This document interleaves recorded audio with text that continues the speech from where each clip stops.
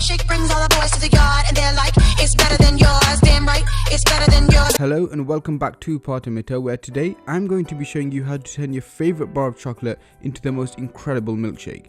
Just so you don't have to question your life whilst browsing Deliveroo at 1 AM hoping for a dessert place to be open. Don't act like you've not been there. But before I do start, make sure you do subscribe and hit that notification bell just so you don't miss out on any of these amazing recipes, and comment down below what your favorite bar of chocolate is.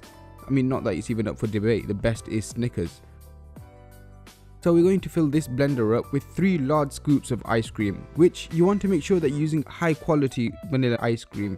I like to use ice creams made with real vanilla and ones that have a higher fat content. They tend to be smoother, creamier and way more flavorful. And it's worth paying the extra couple of quid for, trust me. Then we're going in with 120 milliliters of whole milk.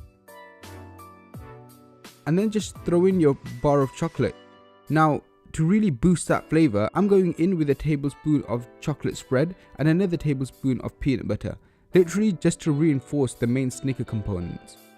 Or you can just double down on the actual chocolate bar. But then just blitz this all together on a medium-high speed for about 30 seconds or just until it turns smooth. Don't go too long or it will turn runny. But that's it.